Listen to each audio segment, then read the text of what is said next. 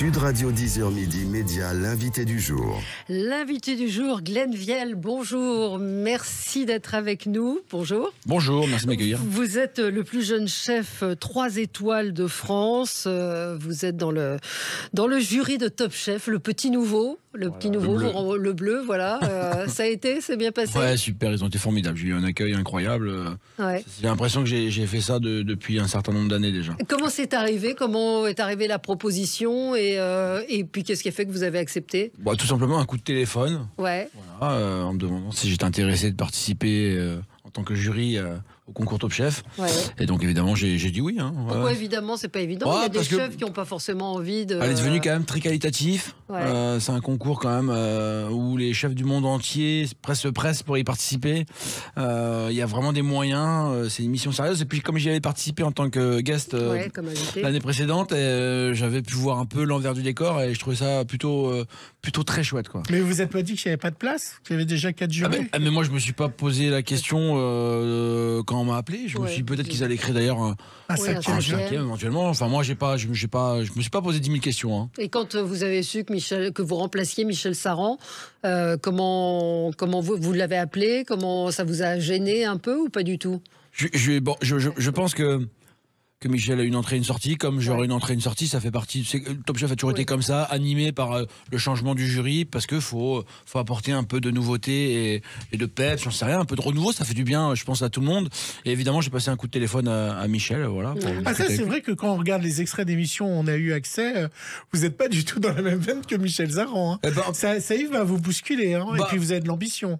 Enfin, j'ai de l'ambition. Vous savez, en fait, ce concours, il est plus pour eux que pour moi. En vérité. Oui, mais vous avez envie que votre équipe gagne. Bien évidemment. Ah, oui. Mais il faut le prendre avec beaucoup de sérieux parce qu'en fait, ce concours peut changer la vie de personne. Ouais. C'est pas rien de changer la vie de quelqu'un. Ouais. Donc on y va avec des intentions les plus hautes possibles, tout simplement. Hein. Vous êtes à Lousteau de Beaumanière, on l'a pas cité, donc il y a un magnifique endroit. Il y a pire. Dans les. Pardon. Il y a pire. Il y a pire, absolument.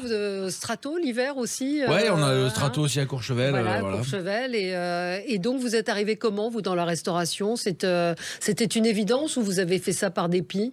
Non, je suis arrivé par la fourchette, je crois. Hein. J'avais un bon coup de fourchette. J'aime bien manger. Effectivement, j'étais pas un élève très studieux, dyslexique, avec des difficultés scolaires, et donc il a fallu choisir une orientation professionnelle. Et en fait, j'ai eu que celle-là qui m'est venue, soit militaire ou soit cuisinier. Ça se rejoint parfois. Hein. Un peu, il y a une brigade en tout cas. Il y a une brigade, il y a des ordres. Voilà. Et je trouve que... On dit oui, chef. Ouais, c'est vrai. On fait des chiottes de temps en temps. il faut que ça soit propre partout. Voilà. Non, mais voilà. Mais vous aviez une famille où on cuisinait, où c'était important? Ouais. Enfin, j'ai un oncle qui est cuisinier, Luc, ma grand-mère qui était un peu traiteur aussi. Mon père adore cuisiner. Quand même, ouais, mon père est gendarme, mais il adore cuisiner. Et je pense qu'à refaire, il fait certainement cuisinier. C'est vrai. Ouais. Ils sont fiers de vous, vos parents? Mon père, parce que ma mère est décédée, mais mon père, il le dit pas trop quand même. Hein. C'est pas le genre de la maison. Qu'est-ce que vous lui faites à manger à votre papa? Je lui fais rien. Rien. il se débrouille. Mais oui, vous pensez qu'ils sont fiers de vous, évidemment. J'espère. 3 étoiles, c'est quand même le Graal. Hein. Mais j'espère que tous les parents sont, d'une manière générale, fiers de leurs enfants, peu importe s'ils ont des étoiles ou pas. Je veux Absolument. Il peut y avoir aussi une fierté. Alors, j'espère. Comment ça s'est passé le tournage, l'arrivée? Vous aviez eu un peu le trac ou pas du tout? Écoutez, c'est pas simple. On arrive quand même dans un concours avec beaucoup de moyens, beaucoup de gens, c'est très rythmé, donc il faut prendre le train en marche et c'est pas évident. Bien sûr qu'il y a un petit peu de stress et d'angoisse, on a envie de bien faire. Vous avez mangé des trucs bons? On a mangé des trucs bons. On a des candidats qui se sont donnés. Et vraiment, je dis souvent, la cuisine, c'est un sprint doublé d'un marathon. Et effectivement, c'est bien le cas encore plus sur Top Chef. Vous avez été épaté vraiment par certains candidats? Ah ouais, bien sûr. Il y a des choses qui disent c'est bien vu. Hein. Des fois, on a un moment dit pourquoi j'y ai pas pensé. Ah oui. Vous allez leur piquer des trucs peut-être. Non, ce qui est à eux est à eux. Paul Perret et Philippe Etchebest qu'on a reçus ici expliquaient qu'ils avaient beaucoup d'affectifs pour leur brigade et qu'ils les suivaient. Et est-ce que vous avez eu ce même phénomène? Ah bah ouais, j'ai encore reçu un message d'un de mes candidats hier pour me remercier, donc c'est sympa, ça fait plaisir. Moi, dans mes cuisines, je crée du lien. Hein. Moi, j'ai pas un gros turnover, mais mes équipes sont stables parce que je pense qu'ils se sentent bien. S'ils se sentent bien, c'est qu'on est à leur écoute. On n'est pas que dans la réprimande, on est aussi dans l'écoute, dans le partage. Moi, j'adore discuter avec mes gars et j'ai fait pareil sur Top Chef. Moi, c'est très important. Et finalement, avec certains des candidats, il y a pas un grand écart d'âge. Donc des fois, on se comprend, quoi. Il y a eu un papier dans Le Parisien dans lequel Paul Perret disait Glenn, il a raté sa carrière, il aurait dû faire comique. Il est arrivé sur les tournages torse bombé et au bout de 3 semaines, il était tout courbé. Vous dites quoi? Je dis que Paul est bien drôle aussi et qu'il a raison parce que le premier métier que je voulais faire, c'était humoriste. Ah, bah vous voyez. Enfant. Voilà, enfant. Vous vouliez faire du one-man show? Ouais, j'aurais bien aimé faire rire les gens, c'est magique. Ouais. Oui, c'est vrai. Mais là aussi, vous disiez gendarme, il y a aussi de ça un peu quand vous allez en salle. Enfin, il y a un costume. Non, mais complètement. Et puis on arrive à mettre sur la tête des gens un sourire. Absolument. Certains versent des larmes, ça arrive. Alors c'est pas tous les jours, bien évidemment, mais quand il y a de l'émotion. Bien sûr, quand une cuisine est comprise, c'est agréable, ça fait plaisir. Ça fait plaisir. Alors moi, j'ai regardé, on a eu quelques images. Oui. On voit des trucs de la lave comestible. Il y a des visuels un peu chocs d'un chef. Anglais, vous trouvez que c'est de la cuisine, ça? C'est de la cuisine, c'est l'expression que tout le monde a en soi et qui est exprimée à travers l'art culinaire. Moi, je trouve ça génial d'assumer pleinement. Et puis certains vont aimer et certains pas. Mais vous venez manger le style, la griffe, l'interprétation d'un cuisinier. Et je trouve c'est génial. Est-ce que tout le monde aime les Picasso? Oui, non, c'est vrai, mais oui. Mais par exemple, on voit quelqu'un qui a une tête de mort, une tête d'un animal pour faire alerter sur la souffrance animale. La souffrance animale et autres. Est-ce qu'on a envie d'avoir ça dans son assiette, même si apparemment le plat était bon, mais couvert de sang, Non, moi je peux. Il le dit très bien d'ailleurs, que certains de ses clients quittent le restaurant. Mais il le dit aussi, c'est pas grave. C'est mon identité, je suis qui je suis. Ouais, mais est-ce que c'est le rôle de la cuisine de faire passer des messages? Moi, j'ai vu ce passage où ce chef dit voilà, je veux faire passer des messages. Est-ce que c'est le rôle d'un chef? Est-ce que la cuisine ne va pas trop loin aujourd'hui? Je pense que vu l'urgence et le constat qu'on peut faire aujourd'hui, je pense que tout le monde a un message à faire passer. Et s'il est positif et qu'il va dans le bon sens, je pense qu'il a tout son sens. Oui, mais vous pouvez le faire passer avec des plats qui ont l'air comestibles. Là, quand on voit ce plat, on n'a pas envie de le manger. Et je me souviens, on avait reçu Jean-François Piège avec un jeune pâtissier, Clément. Clément, c'est ça. Ouais, c'est ça. Et Gilles lui dit, mais lequel, à Jean-François Piège, lequel de ces gâteaux est bon ou est-ce qu'il est bon? Il dit, déjà, à l'œil, si vous avez envie de le manger, c'est déjà un premier pas. Là, moi, ce que j'ai vu, j'avais pas envie de le manger. Ouais, bien sûr. Oui, mais parce que chacun sa sensibilité, chacun son ressenti. La cuisine, c'est comme un poème en fait. Vous le lisez et on va pas tous ressentir la même chose, avoir la même émotion. Certains vont devoir le lire 3 fois, comme une chanson. On va voir l'écouter 1 fois, 2 fois, 3 fois, puis hop, on capte quelque chose. C'est comme ça, c'est la vie, on est tous différents. On verra dans les épisodes qui arrivent, sans spoiler, à un moment, il y a un candidat, c'est en fait la nappe qui est comestible. On est d'accord que c'est un peu marketing? Non, c'était déjà le sujet de l'épreuve. Ouais, c'est vrai. Donc ça dépend ce qu'on demande. Vrai, on peut être dans le classicisme, mais l'émotion, ça peut être le classicisme, ça peut être la simplicité, ça peut être la technique, ça peut être de la poésie, de la philosophie. En fait, il y a plein de manières d'arriver à, je pense, à l'émotion et chacun son droit d'interpréter un plat de telle ou telle manière. Il faut la revisiter, la cuisine, ou pas? Comment vous faites? Vous faites des choses assez classiques? Moi, je fais une cuisine traditionnelle. Je travaille beaucoup la poésie, en fait. Et la psychologie, la philosophie. Donc, j'ai des plats qui sont très clivants.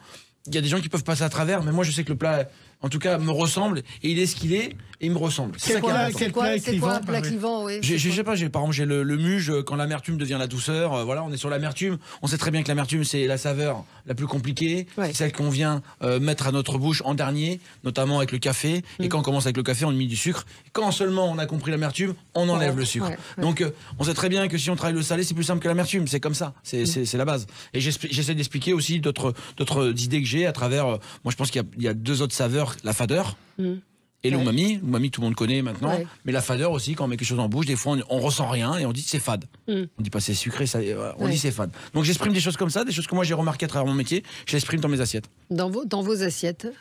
Oui, moi je voulais savoir comment ça s'est passé avec les autres chefs. C'est-à-dire, est-ce que ils ont été tout de suite dans la gang avec vous et vous ont donné quelques petits tuyaux? Qu'est-ce qu'ils vous ont dit? Ils ont été adorables. Sois le bienvenu, Glenn. tu es chez toi et on est là pour t'épauler et t'aider. Après, on est évidemment dans un concours. Quand on a choisi nos candidats, on y va, quoi. On n'est pas là pour enfiler des perles. Vous êtes là pour gagner. On est là pour gagner. Encore une fois, ça peut faire changer la vie d'un candidat, quoi. Et s'il est talentueux, il faut qu'on arrive à faire émerger en lui l'envie d'avoir envie, quoi, et d'aller chercher cette victoire. Qui est le chef que vous admirez aujourd'hui ? J'avais beaucoup de respect pour Bernard Loiseau. Ouais.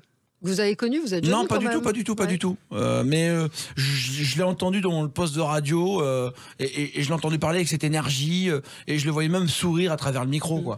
Et je trouvais que c'était quelqu'un, dynamique, quoi, un adolescent, quoi. Je veux dire, il avait toujours cette envie et cette fougue, quoi. Un peu comme Gagnère. Ouais. Vous voyez, des gens comme ça qui ont toujours cet amour du métier après tant d'heures et tant de travail, tant de sacrifices, ils sont là autant passionnés qu'au premier jour. Est-ce que vous faites attention à votre look? Parce qu'avant, le chef, il était bedonnant, il était un peu rougeau, et puis c'était un peu ce qu'on voyait à l'image. Vous êtes un peu top modèle. Je suis né comme ça. Merci papa, merci maman. Je sais pas. Vous cultivez un petit peu. Vous êtes le top modèle de la cuisine. Moi, j'en sais rien. Enfin, je fais attention. J'essaie de faire attention à ce que je mange. Vous avez un look. Ouais, j'ai un look. Mais tout le monde a un look. Moi, voilà, je me suis poussé les cheveux certainement parce que mon père me rasait les cheveux quand j'étais gamin. Fallait que j'aie les cheveux très courts. Par réaction. Je sais pas. Peut-être c'est certainement l'effet de cela. Et voilà, je fais attention. Bien sûr, je fais un peu de sport. Je fais attention à ce que je mange. Voilà. J'essaie de perdurer, quoi. Parce que j'imagine que vous allez avoir, en parlant de votre look, des lettres d'admiratrices, d'admirateurs. Est-ce qu'un chef a une vie privée ou c'est facile d'avoir une vie privée quand on est chef, qu'on est en cuisine le soir, le midi C'est le sacrifice d'une vie, encore une fois. C'est vrai que c'est beaucoup de sacrifices, mais voilà, chez moi, je suis quelqu'un d'assez casanier. Je suis chez moi, je tombe à pelouse, je fais ma haie, je fais un peu de jardinage, je profite un peu de mes enfants, on va manger un peu au restaurant, mais franchement, je reste chez moi, on passe du moment en famille. Alors, ça va pas vous tourner la tête, la télé? Je crois pas, je suis breton, je pense que je suis un terreux.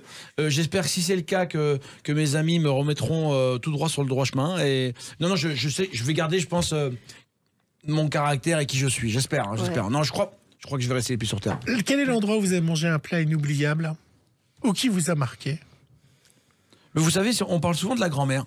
Vous savez, on dit pourquoi ils embêtent un peu avec la grand-mère, on dit toujours ça. Et en fait, je me suis penché beaucoup sur ça. Pourquoi? Et je me suis dit que 350 jours, on mange chez nos parents. On mange certainement très bien. Et puis, 10 jours par an, on va chez les grands-parents en vacances. Et là, on découvre des saveurs qu'on n'a pas l'habitude de manger toute l'année. Et c'est là, finalement, elles deviennent l'ADN de ce qu'on va devenir plus tard. Et en fait, moi, les plats magiques que j'ai mangés, c'est ceux de ma grand-mère. Comme beaucoup. Le riz au lait, même un steak haché qu'elle allait chercher une demi-heure avant chez le boucher. Et elle mettait, je sais pas, 50 grammes de beurre. Une fois qu'elle a mis le steak haché dans l'assiette, elle venait verser le beurre noisette dans l'assiette. Ça c'est frisson rien que d'en parler. Vous voyez, vous embêtez pas à aller chez les gastro, allez chez votre grand-mère alors. Mais encore souvent la cuisine domestique, la cuisine de ménage, c'est la bonne cuisine. C'est pour ça qu'en cuisine, dans un gastro, il faut exprimer qui on est. Si on vient chercher ce qu'on vient manger à la maison, restons à la maison. Est-ce que ça reste accessible? Parce que c'est vrai qu'on est dans une période très compliquée pour les gens, économiquement, et plus la Covid. Est-ce que finalement, tous ces mets, tous ces plats qu'on voit dans Top Chef, est-ce que c'est accessible au grand public ou à tout le monde? Ou est-ce que c'est compliqué d'avoir une cuisine un peu haut de gamme et de le donner accès à tout le monde? Haut de gamme, c'est plus l'expression d'un geste, d'une idée, plus qu'un produit en soi. Robuchon s'est fait connaître avec une purée de pommes de terre. Ouais, c'est pas. Et puis dans Top Chef, si vous remarquez, il y a pas de truffe, il y a pas de caviar. On peut travailler un oignon aussi bien qu'un bar de ligne, mais c'est assez varié. Donc on peut prendre beaucoup de plaisir avec une soupe à l'oignon, on peut prendre un plaisir avec un parmentier. Non, l'idée c'est que tout soit bien fait, cohérent, avec un certain équilibre, c'est tout. Et puis accessible, les restaurants gastronomiques, c'est aussi fait pour casser la tirelire. C'est ce que disait Bernard Loiseau.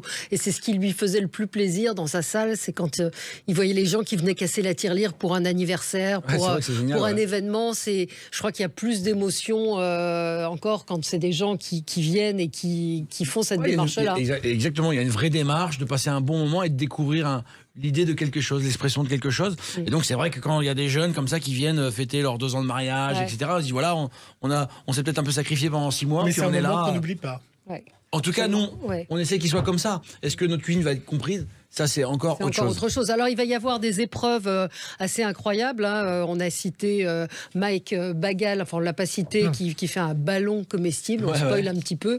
Mais c'est vrai que c'est assez fou. Il y a Massimo Bottura qui, lui, va parler, parce que c'est vraiment son truc du pain et de l'éco-responsabilité. Et puis, il va y avoir des invités pour la première fois parmi les plus grands chefs du monde. Pia León, meilleure femme chef du monde 2021.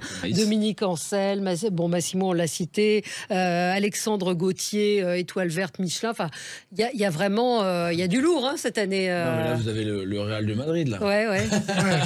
Non, mais c'est juste dingue pour les candidats, c'est fou. Vous avez vu tout, vous avez cité. C'est quand même parmi les plus grands chefs. Il y avait Stone Blumenthal, Gilles Gaujon, Alexandre Mazia, et puis on en passe, vous imaginez. C'est incroyable. Et même les candidats, moi, pour avoir vu certaines de leurs réalisations, ceux qui vont regarder ce soir vont être très surpris du niveau des chefs qui ont tous leur restaurant d'ailleurs cette année. Il y en a beaucoup. Non, mais là, vous levez les yeux, je suis pas sûr qu'il y ait autant d'étoiles dans le ciel. Là, il y a quand même. C'est joli, ça. Non, mais il y a quand même. Non, mais incroyable. Je veux dire, même moi, je les vois arriver, je dis, waouh, c'est fou. Et puis ils arrivent tellement avec des messages à faire passer qu'ils arrivent à nous capturer aussi, et c'est génial. Vous avez gagné? Personne ne sait encore ça. C'est pas ça. Non, enregistré mais pas divulgué. Ah oui, c'est pas vrai. la finale. Vous avez un demi-finaliste? J'ai été compliqué pour moi cette année quand même. Non, mais faut pas se spoiler. Mais attends, je suis le petit bleu aussi, alors faudra pas m'en vouloir. Oui, mais je pense que vous avez la gagne. Donc on a très très hâte de découvrir cette nouvelle saison de Top Chef ce soir sur M6. Merci Glenn Vielle d'avoir été avec nous avec plaisir ce matin. Merci bien.